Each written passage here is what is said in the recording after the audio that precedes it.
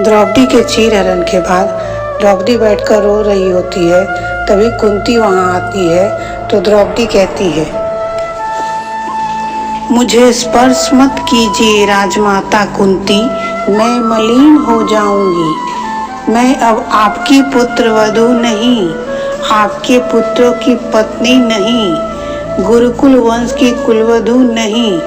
मैं अब पतिहीन, नामहीन, वंशहीन हूँ, किसी वनवासी के चूल्हे में जलने वाली आग हूँ।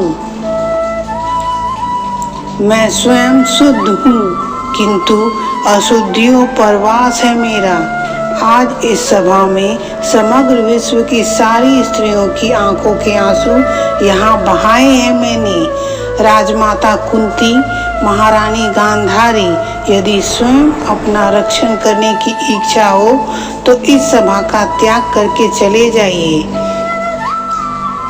क्योंकि सारी की सारी सभा आज डूब जाएगी। मैं मनुष्य नहीं, मृत्यु हूँ, केवल मृत्यु।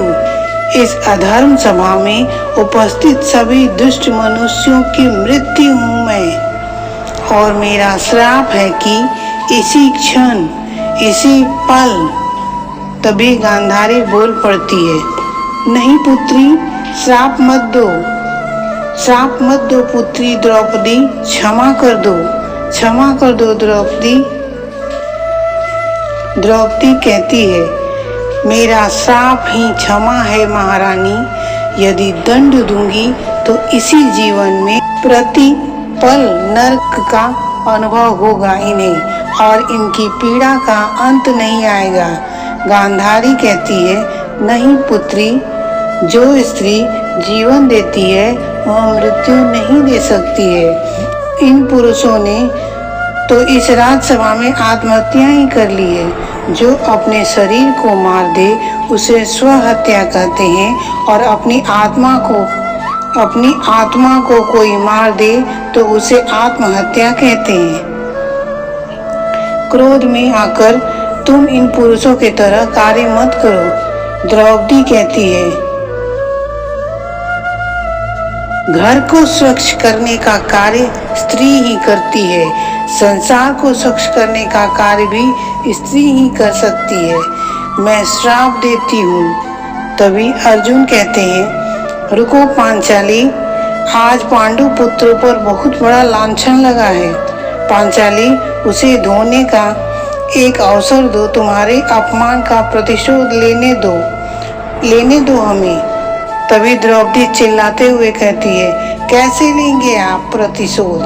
आप तो दास हैं इन दुष्टों के, और मैं अब आपको अपना पति नहीं मानती। मैं आज इस समय के बाद अपने केस कभी नहीं बांधूंगी, माथे पर चूड़ामणि नहीं धारण करूंगी। अर्जुन कहते हैं, मान्य है मुझे, परंतु केवल तुम हमारे आत्मा का रक्षण कर सकती हो पांचाली। यदि तुम हमें हमारे पापों का प्रायश्चित करने का एक अवसर प्रदान नहीं करोगी तो समय के अंत तक नरक में वास करेंगे पांचाली। एक पति नहीं, एक मित्र के रूप में तुमसे कह रहा हूँ, अपना संयम मत गवाओ पांचाली, अपना संयम मत गवाओ। अर्जुन की यह बातें सुनकर द्रौपदी को श्री कृष्ण की कही गई बातें स्मरण हो आती है। कभी कभी दूसरों के किए कार्य मन को दहला देते हैं, संयम छूटने का अवसर आता है, किंतु इसी समय संयम बनाए रखना, अपने मन पर अंकुश रखना अधिक आवश्यक होता है। संयम। श्री कृष्ण की बातें स्मरण कर द्रौपदी जोर जोर से रोने लगती है, और साथ में कुंती भी रोने लगती है। कुंती द्रौपदी को सांत्वना देती रहती है और रोती रहती है।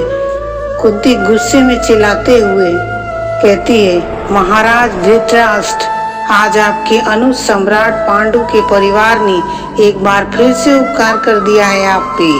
जाइए, सुख भोगिए, किंतु जब तक सुख दिखता है तब तक स्मरण रहे, जिस दिन मेरे पुत्र स्वतंत्र होंगे उस दिन आपके सुख का अंत होगा। तभी दुर्योधन बोलता है, आपके पुत्र स्वतंत्र होंगे। शकुनी ने कहा, मौन रहो मेरे बच्चे, मौन रहो। तभी कुंती कहती है, बोलने दीजिए उसे गांधार राज, यह उसका घमंड बोल रहा है। ये शब्द तुम द्रौपदी को निर्वस्त्र करना चाहते थे ना दुर्योधन। अब देखो अपने इस सभा को।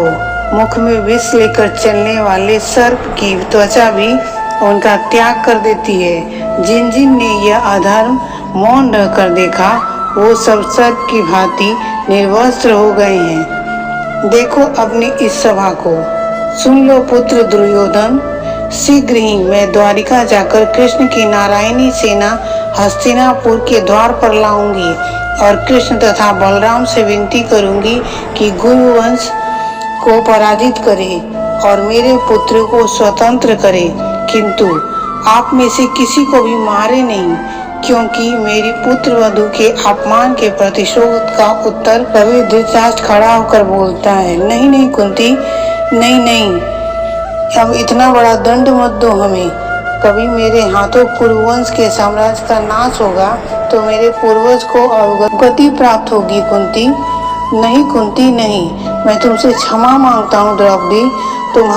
तुम्हारा हृदय जैसा वरदान चाहिए मांगो, हाँ, किंतु मेरे पुत्रों को क्षमा कर दो। तभी द्रौपदी कहती है, यदि आपके अधिकार में हो तो इस दूत सभा के स्मरण को मिटा दीजिए, अन्यथा अन्य किसी वस्तु से मेरा दुख कभी कम नहीं होगा और हमारा लांछन भी कभी कम नहीं होगा। वत्स, गांधारी कहती है, बस हमारा दुख कुछ सीमा तक कम है, इसलिए मांगो वरदान। पुत्री, महाराज पर उपकार करो, मांगो वरदान, मांगो वत्स। द्रौपदी कहती है, पांडु पुत्रों को स्वतंत्रता दे दीजिए, उनके शस्त्र लौटा दीजिए। छल से सभा में उनसे उनका बल छीना था, वो बल उन्हें लौटा दीजिए, इतना पर्याप्त होगा।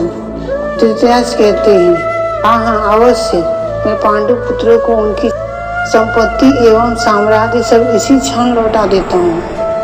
तब दुर्योधन कहता है, असंभव, मेरी संपत्ति लौटाने का अधिकार आपको नहीं है पिताश्री। धृतराष्ट्र कहते हैं, मूर्ख युवराज, हस्तिनापुर पर कृपा करो और मौन हो जाओ। दुर्योधन कहता है, मौन रह जाऊं, अवश्य मौन रह जाता हूँ। मान लेता हूँ कि यह सारा खेल अधर्म और छल का था।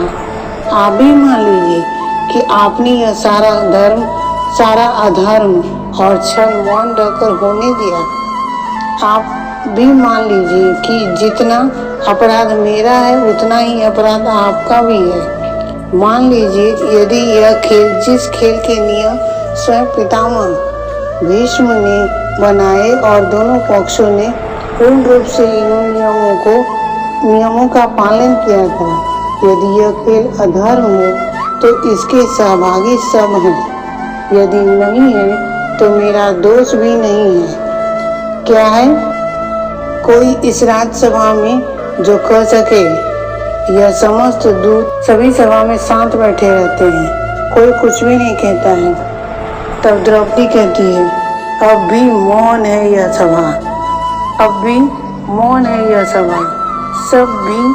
अब भी किसी को अपने धर्म के विषय में संदेह नहीं। क्या आप सब लोग नहीं जानते कि किसी साधु का मौन किसी दुष्ट की अपराध से भी बड़ा अपराध होता है? इतना स्मरण रहे, धर्म ज्ञानियों, दुर्योधन को उनके पापों का दंड अवश्य मिलेगा, किंतु उससे पहले इस सभा में उपस्थित सभी को अपनी मौन का दंड मिलेगा। ये श्राप है यज्ञसेनी द्रौपदी का। इतना कहकर द्रौपदी अपने बालों से चूड़ामणि को निकालती है और पांडु पुत्रों की ओर उछालकर फेंकती है, तो उस चूड़ामणि में लगा 5 मणि चूड़ामणि से निकलकर पांचों भाइयों के आगे गिर जाता है और पांचाली गुस्से में राजसभा से बाहर निकल जाती है और सभी दरबारी द्रौपदी को जाते हुए देखते रहते हैं।